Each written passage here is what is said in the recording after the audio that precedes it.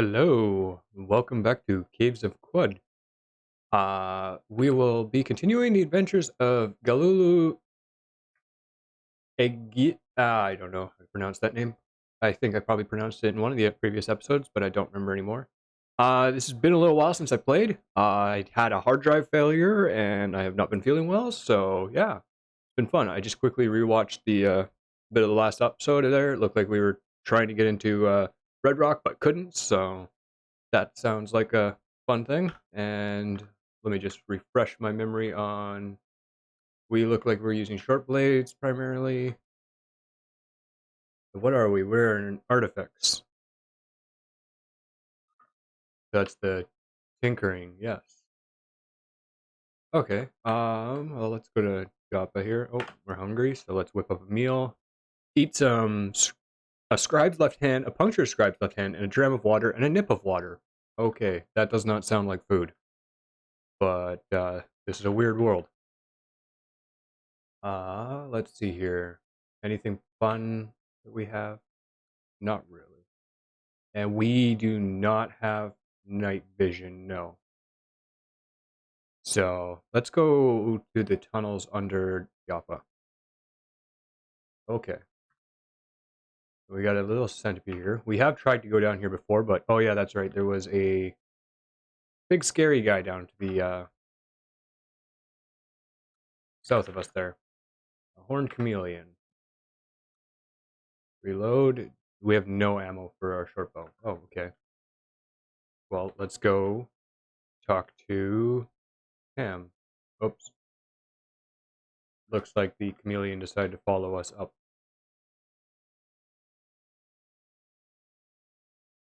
We'll go talk to Tam here quickly. And buy some arrows. And buy some slugs too, why not? And see if they have any exciting or interesting items. Not really, but we'll buy the copper nuggets just to lighten our load a little bit. Ah, there we go. Now we can actually should reload. Let's put the steel arrows on.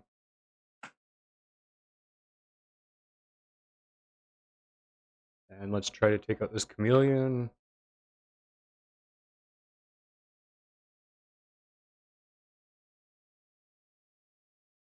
There we go. Oh, and we leveled up. Very nice. 3 hit points, a bunch of skill points, and +1 to all attributes. So, I don't remember what we were leveling into. Big thing is we don't have very much strength, but we do have a bit of agility. So yeah, that's why short blade is definitely a better weapon choice, an agile thing. Most of the weapon classes are strength based. 1 second. When you wield a short blade in your offhand, that's pretty good, but we don't actually have that right now. And your short blade attacks that penetrate have a 75. Yes, that's actually really good. That increases the chance of their bleeding. Yes, let's take that one. And don't really have enough for anything else that I want right now. Let's walk to the nearest way down, then rest till we're healed up. Do a bit more auto exploring here. I think, yes, that's where the slumberling is. So let's not explore that way. Just a little snapjaw. We're gonna risk it and explore down here, even though there's a slumberling. As long as nobody wakes him up, we should be okay. The unfortunate thing is there's monsters, other monsters, and other creatures can wake him up as well. So that's not the best. The jilted lover will go down fairly easily.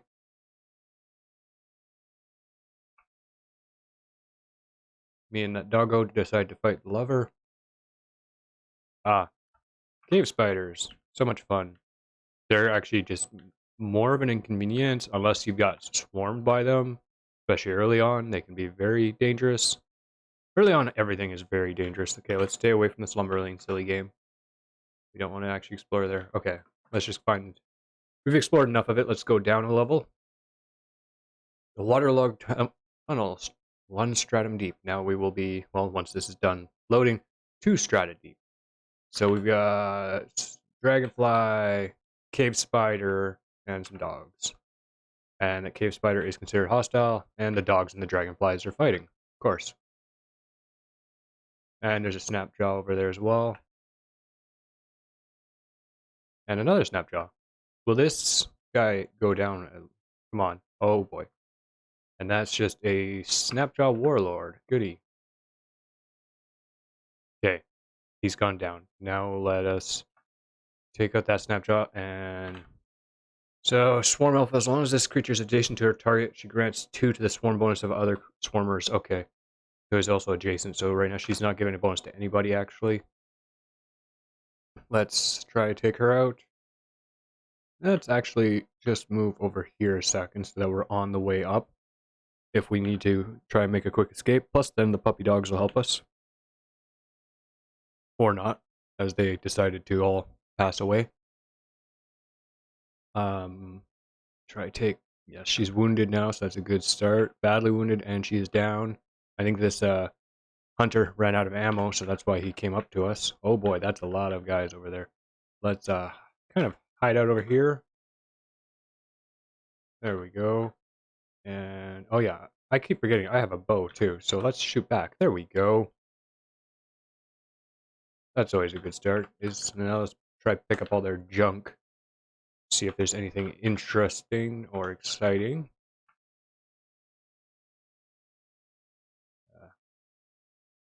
Ooh, hats and some daggers. That's cool.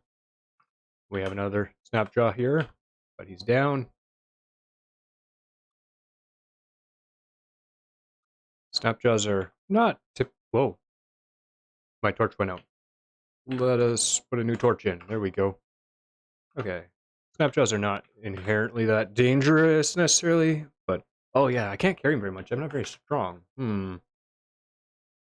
Okay, so furs weigh a lot and are not very useful for me, so let's just drop those. Moccasins. I've already wearing slippers, which are much better than the moccasins. They don't weigh much, so that's okay.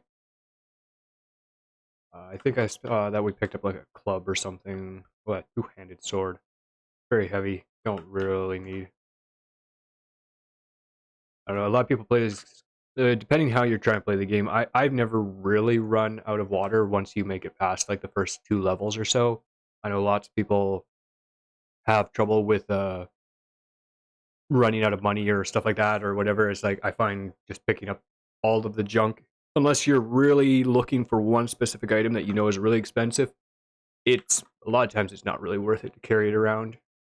Daggers and shoes and some of the hats are fairly valuable for heavy they are, so that's really good, but a lot of the stuff is really not that valuable. The big thing too is to look for stuff that's got modifiers on it. Let's just drop all of these bows. They're not really worth it. So anything that's got like the scaled iron buckler is better than just a standard iron buckler. Also, that's an iron buckler. And we're currently using a wood buckler, so let's put that on. That's awesome. And because it's scaled, it gives a reputation with reptiles. And it also just increases its value at the store or wherever you want to buy or sell stuff. Bucklers are quite heavy, so let's drop those as well. We're not very strong characters, so we cannot carry a lot of weight. Jilted lever. Let's just continue exploring. Plus, all of this stuff is just in a pile right at the exit here right now, so if we really wanted to, we could come back for it and try to make a few extra drams of water. Okay, and we got ourselves a brute and a scavenger. And it looks like somebody else passed away there. Okay. The big thing with Snapjaws, you do not want to get surrounded because they've got the Swarmer bonus, although this Snapjaw does not. Brutes do not apparently have the Swarmer bonus, so that's good. Even if, and with this current build, even if we don't kill them with like our actual attacks, as long as we get some damage in, we can potentially get them bleeding, and then they can just bleed out. Especially lower level stuff where not very many hit points, so a bleed doing 2 or 1 damage per turn can do quite a bit. Come on, there you go. Oh, somebody else passed away there too, in the distance, it sounded like. Oh, let's take you down. Just take those arrows. Yeah. And you're going down as well. A whip. Oh yeah, that's right. I think did they add whips recently, or is this just a new? I think they just added whips recently. I don't think there's a skill tree that they fall under. So what is it? Yeah, they don't even classify them as a cudgel or a cutting weapon or anything like that. So that's interesting. I think they were added fairly recently, but they're cool. Love seeing new stuff added to the game. Let's continue exploring. Oh, seed spitting vine, a ray cat, and a snapjaw scavenger. Ray cats are almost always friendly. The nice thing is they light up, so that's cool. They help illuminate the area, well, if they stay alive, but that snapjaw decided he did not like them. Okay, those, what are these guys called? Young ivories can be very dangerous early on in the game as they cause bleeding damage, and they'll be unsuspecting when they happen. Like, you will not notice it happening, and then suddenly you'll just be impaled like that, and then you begin bleeding. So you take, 6 damage from the ivory, and then every couple of turns you can take more and more bleeding damage, especially early on when you are not ready for, like, you don't have a lot of hit points and you don't heal very quickly and stuff. They can be very bad. None of these guys have any equipment. That's very interesting. Lover's Blossom. Yeah, normally these guys, that's just a bat corpse. Now let's go down another layer. Normally Snapjaw Warriors, you can quaff and find some interesting stuff on them and get some weird grenades or weird stuff. And here we are at a marble wall, so this is not just a cave, and that is terrifying having the musket right there like that. Can we take it down? Lightly damaged. Lightly damaged. And it's down. Okay, cool. I think the Snapjaw may have been fighting it as well. Oh, wow. So we got some painted stuff here. So this also makes things better, so always pick up painted stuff, unless it's something really heavy, like, I don't know, a painted rock or a painted corpse. But this is the life of the ancient Sultan Artaxerpater. In 4803 BR, the people of Quad learned that Artaxerpater's life had secretly been saved with cybernetic surgery. Despite reports to the contrary, Artaxerpater was alive and well. She was known thenceforth as the Salt-Spangled Jade. Okay. And apparently there is a group called the Brood of the Salt-Spangled Spade in this game. I do believe that is one of the randomly generated groups or whatever that will show up once in a while. Like, there's different towns that have their own clan and stuff like that. So let's look at this Iron Battle Axe. It is about Yapater the First. I don't know how to pronounce that, really. That's RNG names are awesome. Late in 6856 BR, after having made enemies with a collective of window makers, the Sultan of Quad died under mysterious circumstances. The window makers, they must hate him. Because of Yapater's reputation with cleaving skulls, she was chosen as a successor. Plus 45 rep with the clan of the Hammerborn. Okay. I do like the mating enemies with a collective of window makers. That's always entertaining. We're going to get that, and we're going to get that, and we're going to take the ammo, and we'll disassemble that as well. And let's, oh, actually, yeah, that was the Snapjaw, yeah. There's nothing under that Snapjaw, and that's just the puppy corpse. That's sad. Oh, hey. Hello, Mr. Arcanaut. You have anything fun and exciting? You have a revolver, huh? That's an interesting one. That is probably better than my... Actually, here's what we're going to do. We're going to finish scanning this whole area. Ow.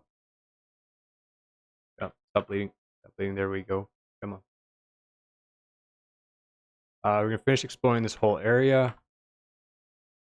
And because we know that Arcanaut can trade... Oh, that's way up at this. Yeah, that's only the second strata up, yeah. We can always go back to our pile of stuff in the second strata there and pick it up and then just give it all to him. It's before, I don't think I played Caves of Quad when different merchants and stuff had a limited amount of water and stuff that they would carry. Everybody had different amounts of water they would carry. Now everybody just has basically an unlimited amount of water, or at least for trade purposes. Oh boy. Electrofuge. Or fuge. And I just got impaled too, that's great. Take a few steps away. I think, yeah, I'm slightly faster. Wait, is that? Oh, that's salty diluted sap. Whoa, wee! That hurt. And now we're stuck? No, they're stuck. Good. There we go. Okay, that's better. Let's heal up and watch as the cats and dogs kill each other. And that's another... That's a rifle turret. Which I do believe is in the middle of a bit of a fight. Nope. It's shooting at me now. To say, I think it was fighting the cave spiders there, but I think it was ended up shooting at me too, so that's not fun. Let's continue exploring a bit here. Try to find anything else interesting. Oh, there's 2 Arconauts. That's cool. Okay, and we have a rifle turret. Can we sprint past? Not really, eh? Okay, so let's see here. Let's eat some witchwood bark. And everything's confused, but we know that he's directly to the left of us. Oh boy. Oh boy. Oh boy. I don't know if we're gonna survive this. Nope. No. No. And I don't know what any of my items are. Yep. Ah, that was a bad risk. Oh well. We were killed by an Kalka. Well, that is the end of this episode, I guess. Let's see here. Yeah. Killed by an Kalka. We were level 6 and survived for 7,800 turns. And most advanced artifact in our possession was Iruhukal. Yes. Yes, we did not do very much either, unfortunately. Yeah. So that will be the end of this episode. Thanks for watching.